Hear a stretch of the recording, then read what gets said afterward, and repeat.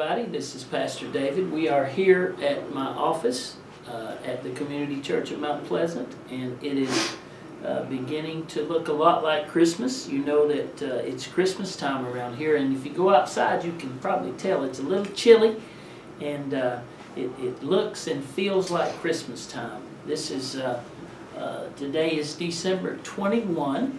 And we're getting close. The countdown, we're getting real close. You know, it's amazing how fast Christmas gets here. I guess it's because all the kids and out of school and all the plans, but we're excited about Christmas. We had another great weekend here at our church. Sunday morning we had Christmas communion. It was just a sweet time. We presented a lot of our musical for those who weren't able to be here. We also had our kids on stage. We had about 120 kids on stage. It was amazing.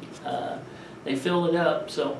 And then Sunday afternoon we had a real fun time. We had a concert by the Lake Norman Big Band and a really fun time with them, and just another good weekend.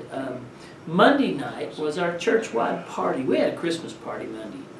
Lots of food, lots of desserts, lots of people. The cafe was filled. Santa Claus showed up. It was just it wasn't a lot of agenda. It was just kind of a sweet time. So Monday night was a fun time with our family, and I love how our church always comes out and participates. And now this week we're trying to start to slow down a little bit. Today here at the church is hot dogs, and a lot of folks show up for that. And then just this coming Sunday, I want to make sure everybody knows that the schedule's a little different. One service only. It's Christmas morning, which rarely happens, I think, like 11, 12 years.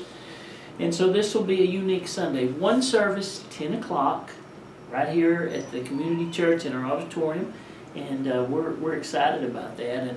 And it's going to be it's going to be family time. Christmas time is family time. And I understand a lot of our folks will be home opening presents with their family, maybe traveling, being with family and friends. But we're going to meet here. Whoever wants to show up, we're going to have some things for our children and music, of course, and it'll be a warm and fuzzy time this Sunday at 10 o'clock. And then next week we're going to start moving toward the new year. We're going to talk about our theme, Follow Me, in 23. We're going to talk about the times in the Gospels that Jesus said, "Come, follow me." It's going to be a great kickoff to our new year. But today, since it's Christmas week, I want to talk about gifts. We call them presents, you know, and I know it's always kind of figure out how that works. You got the trees up and there's gifts maybe around the tree, and then maybe the kids think Santa Claus is going to come bring some presents, but it seems like our attention turns this time of year to the gifts. And so I have a verse. I want to read you a verse about that today from James chapter 1. James is one of my favorite books, and James chapter 1 talks about this, and verse 17. And so let's read this verse, and let's talk about this a little bit. Every good gift and every perfect gift is from above. And let's think about that for a minute.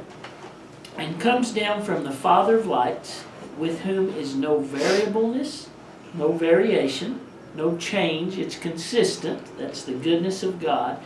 Neither shadow of turning. Now let's think about that. Think about gifts. You know what happens a lot of times? People don't usually blame God for the good things. Now let's think about that. But guess who gets blamed when something bad happens? God does. You know, people are like, oh, how can God do that? Why do bad things happen? So it's interesting. This verse kind of negates that a little bit. So a lot of times people get the credit when good things happen. But this verse says everything that happens that is good comes from God. Now let's think about that. When you got up this morning, you maybe stretched out, got a big old stretch and a big old deep breath of fresh air. That was from God. That was from God. Your heart beating today's from God. Everything you have, you go to work today, that job came from God. That car you drive comes from God. Your children, your family, your house, every good gift comes from God. And we don't, I just think we take that for granted sometimes. In fact, verse 16 leads us into verse 17, and he says, "Do not err, my beloved brothers." Don't miss this. Don't take this one for granted. Don't err on this, because every good gift comes from God, the Father of lights. There's no variation on the gifts. He's good. He's always, his intentions are always good. Neither shadow of turning. So this Christmas, as you open presents, maybe you'll open presents from other people, and you open that gift and say, well, isn't that nice? That's very helpful. That's a good gift. I want you to remember that every gift, everything you get from God is a gift. Every day you have. We're praying for one of our ladies in our church. Her name is Sarah. She has been battling cancer, and she's in the hospital right now. May not get to come home for Christmas. We'll see. Every day that God gives her is a gift. And I think that she is in a place to where she really appreciates those gifts. And so I want us to a lot of times the trials and the suffering, we blame God. And we kind of take Him for granted about all the good things. So any wealth or power or strength comes from God. Anything good pretty much in our life comes from God. All we have is a gift from God.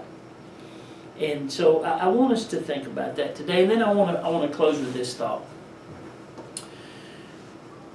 Gifts come in a lot of different shapes and sizes. I mentioned Sunday about two gifts that I remember: my Tonka truck and my electric football game. And a lot of people identified with that. Those are old gifts, but I wonder what gift you can give somebody at this Christmas. Maybe somebody needs a gift that doesn't have to be wrapped. Maybe a phone call. Maybe somebody's lonely. Maybe somebody's hurt, discouraged, frustrated.